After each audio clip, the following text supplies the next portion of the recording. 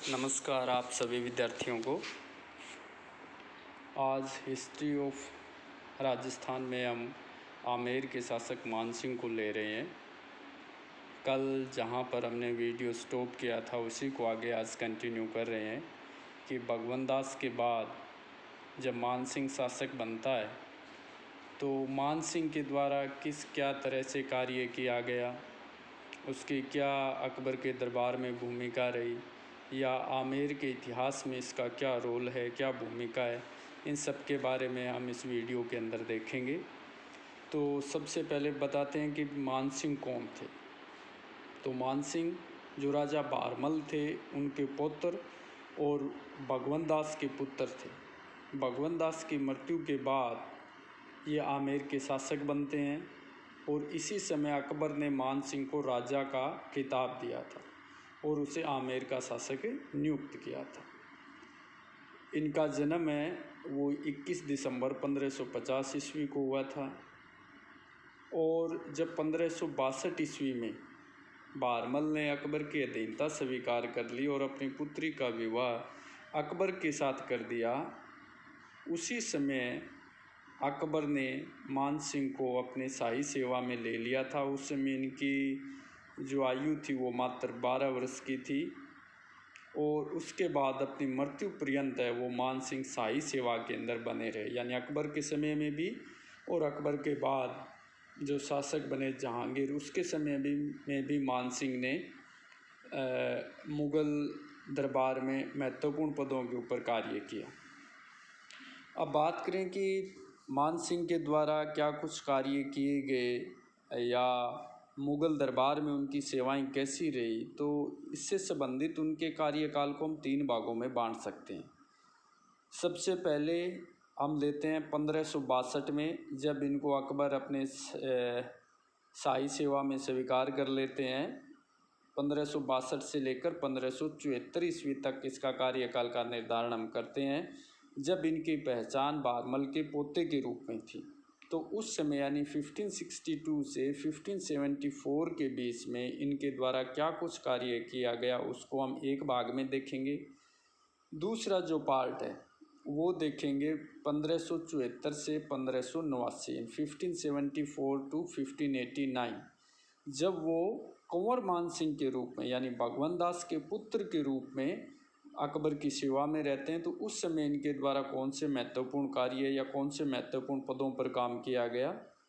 और तीसरा और जो अंतिम काल है इनका वो 1589 टू 1614 है, जब ये समय आमेर के शासक बन जाते हैं, राजा बन जाते हैं। तो उस समय इनके द्वारा मुग़ल साम्राज्य की असाधारण सेवा की गई और आमेर राज्य को राजनीतिक तथा आर्थिक दृष्टि से उन्नति के शिखर पर पहुंचाने में इन्होंने महत्वपूर्ण भूमिका निभाई। तो आज हम ले रहे हैं इनके पहले कार्यकाल को, यानी 1562 से 1574 ईस्वी में, जब शाही सेवा में मानसिंह का प्रथम काल था, जब ये बारमल के पोते और भगवंत दास के पुत्र के नाम से जाने जाते थे।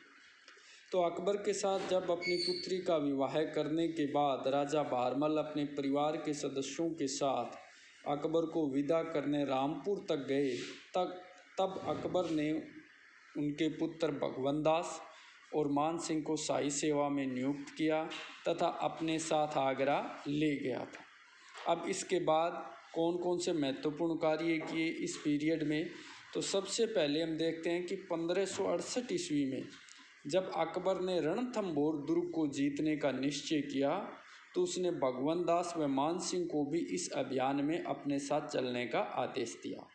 उस समय रणथंभौर के जो शासक थे वो सुरजन हाड़ा थे। उन्होंने अपने दुर्ग की अच्छी किलाबंदी की थी, लेकिन अकबर के तोप खाने का मुकाबला उनका दुर्ग नहीं कर सका। तो इस स्थिति में सुरजन हाड़ा ने भगवंत दास के माध्यम से अकबर के साथ संधि वार्ता चलाई और अंततः अकबर की अधीनता स्वीकार कर ली। दुर्ग की चाबियां उन्हें सौंप दी और अकबर ने भी खुशी खुशी उन्हें अपने शाही दरबार में एक मनसब या महत्वपूर्ण पद है वो प्रदान कर दिया। तो इस तरह से प्रथम जो अभियान था 1568 में रणथंभौर के खिलाफ, वहाँ से मानसिंह की शाही सेवा में हमें भूमिकाएं नज़र आने लग जाती है। उसके बाद आगे चर्चा करें तो 1572 ईस्वी में अकबर ने जब गुजरात अभियान किया तब भगवंत दास व मान सिंह को भी अपने साथ चलने का आदेश दिया गया। इस अभियान में मान सिंह ने सरनाल के युद्ध में बड़ी वीरता और साहस का परिचय दिया था। वह इब्राहिम मिर्जा को युद्ध क्षेत्र से भागने के लिए मजबूर कर दिया था। इससे पूर्व इसी युद्ध में इन्होंने शेर खान फलोदी का व उसके पुत्रों का पीछा किया और बड़ी तत्परता से उन पर आक्रमण किया था और उन विद्रोहियों का जो माल असबाब है वो लूट लिया या उसको छोड़कर भाग जाने के लिए उनको मजबूर कर दिया। यानी सरनाल के युद्ध से पूर्व ही मान सिंह ने गुजरात के अंदर सेन का फलोदी और उसके पुत्रों के माल असबाब को लूटकर अकबर के सामने प्रस्तुत किया, जिससे अकबर उनकी बहादुरी व उनके शौर्य से बड़ा खुश हुआ था।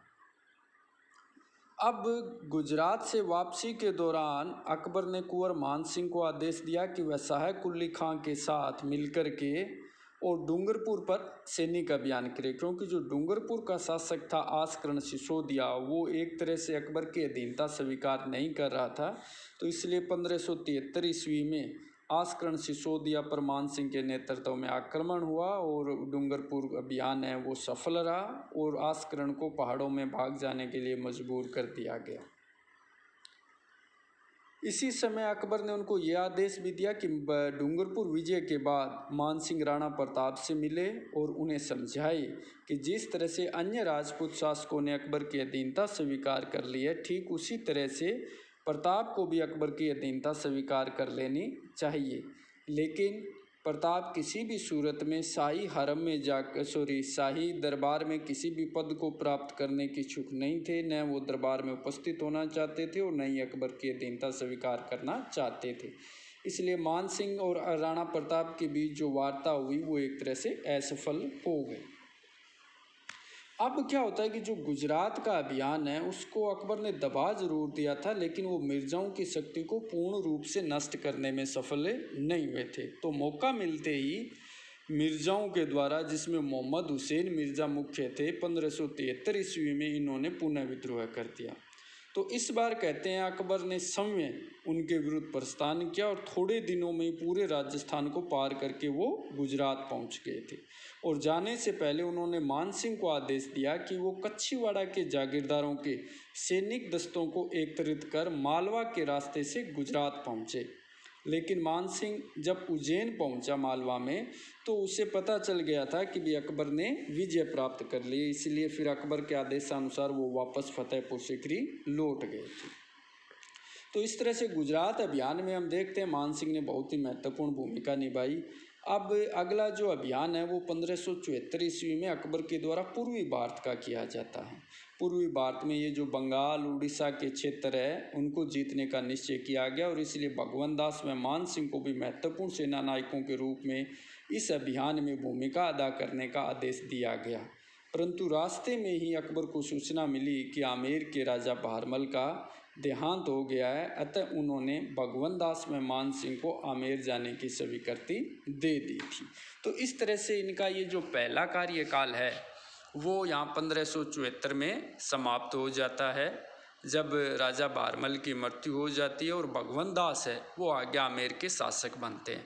तो अगला जो इनका कार्यकाल होगा वो हम अगले वीडियो में देखेंगे। तब तक के लिए थैंक यू।